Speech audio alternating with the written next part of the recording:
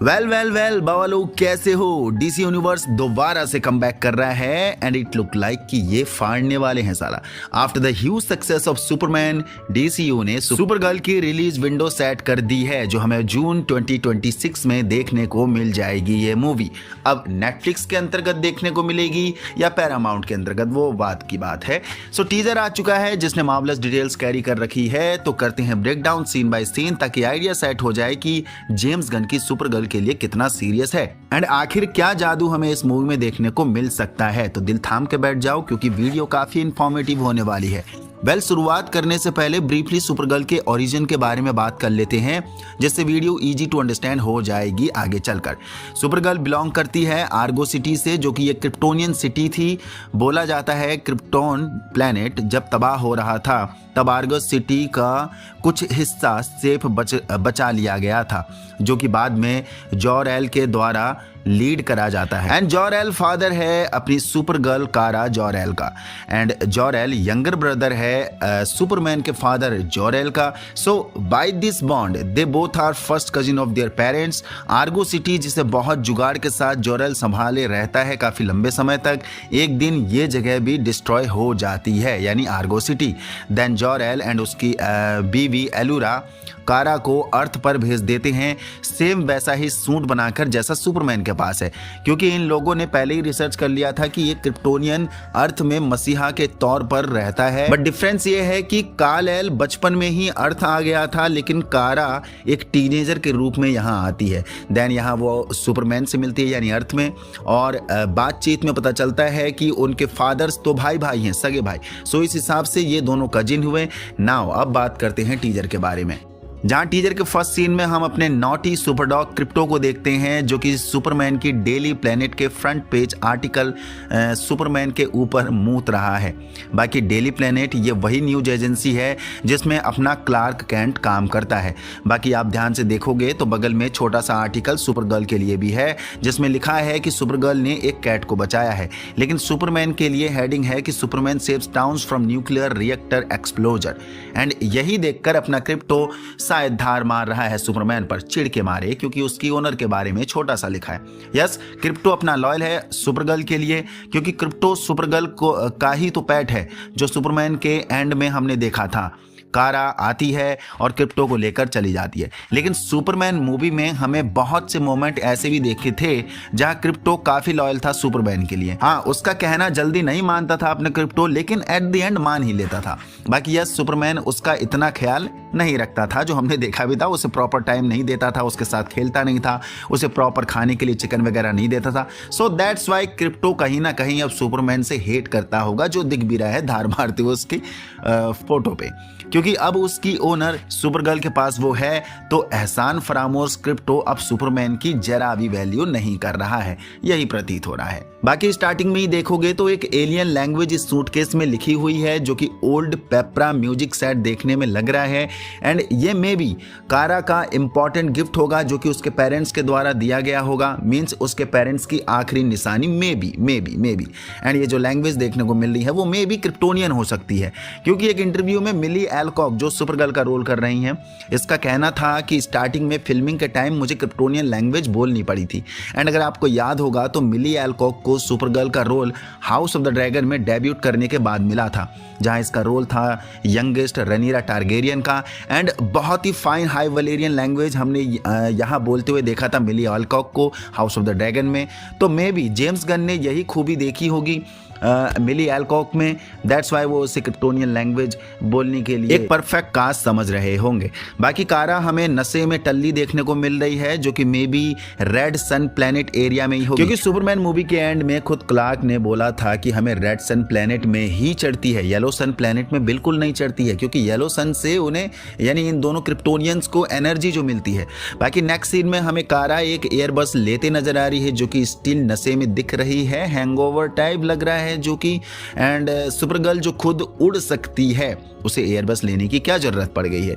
क्या वो यहाँ अपनी आइडेंटिटी छुपाने की कोशिश कर रही है जैसे क्लार्क कैंट करता है अर्थ में, या फिर उसका हैंगओवर इतना है कि उसमें उड़ने की एनर्जी नहीं है या उसका मन नहीं है? ऊपर से ये रेड सन प्लैनेट हो सकता है, तो उसे इंस्टेंट एनर्जी मिलेगी नहीं, दैट्स वाई वो एयरबस ले रही होगी। बाकी नेक्स्ट सीन में हम कारा को एक बार क्लब में देख रहे हैं, फुल हैप्पी मोड में ड्रिंक करते हुए शॉट पे शॉट लगा रही है, जो कि पेट भरने तक पीने के मूड में नहीं है बल्कि गले तक भर के पीने के मूड में लग रही है। एंड कारा यहाँ रिवील करती है कि वो अब 23 की हो चुकी है और विश कर रही है कि ये साल उसके लिए बेस्ट जाए।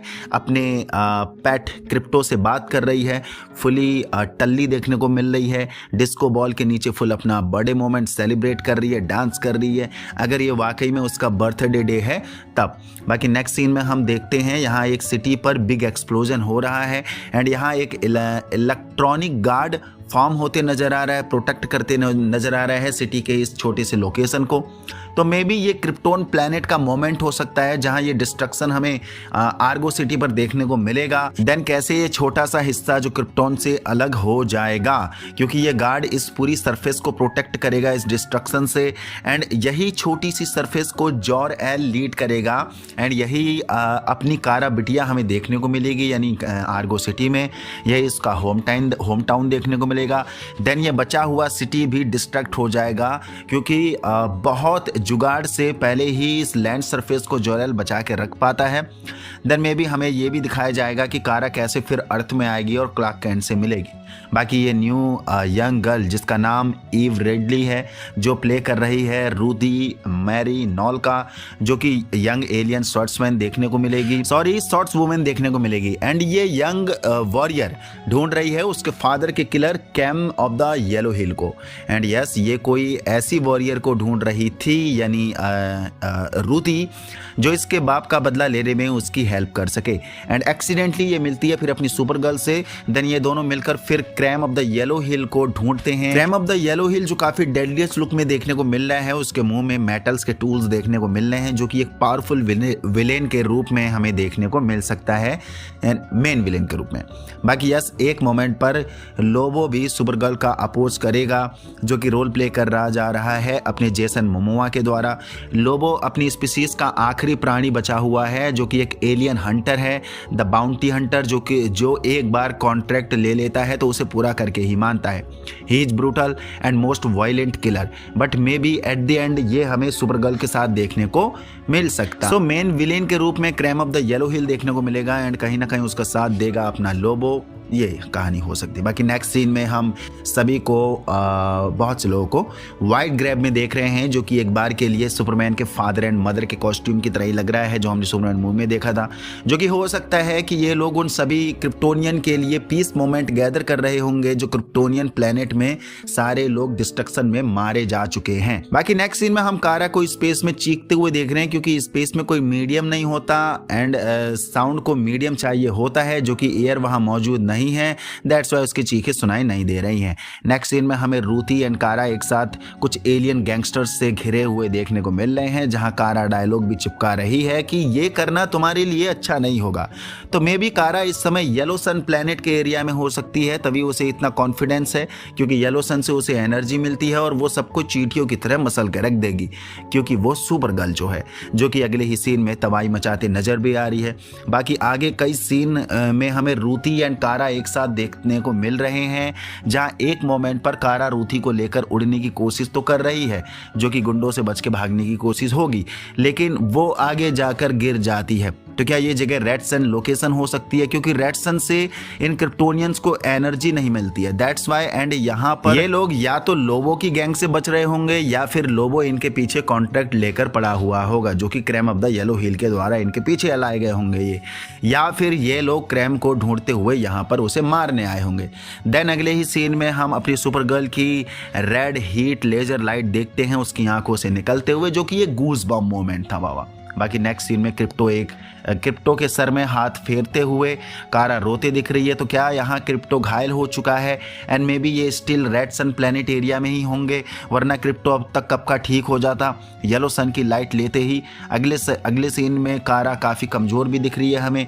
देन एट द एंड हमें कारा स्ट्रेटोस्फीयर चीरते हुए जस्ट सन के सामने देखने को मिलती है, क्योंकि येलो सन कारा को एनर्जी देता है, इसलिए कारा सुपर गर्ल यूनिफॉर्म में काफ़ी ब्लश करते हुए ग्लोरियस दिख रही है। एंड एंड ऑफ टीजर में अपनी सुपर गर्ल स्पेसशिप में दुश्मनों को मारते हुए तबाही मचा रही है, जो कि मे बी एंडिंग क्लाइमैक्स सीन हो सकता है, जो कि definitely Krem of the Yellow Hill को ही मारने ये लोग यहाँ आए होंगे। सो ये था सुपर गर्ल का टीजर का full breakdown scene by scene, जिसके लिए मैं काफ़ी एक्साइटेड हूँ। जून में हमें ये मूवी मिलने वाली है।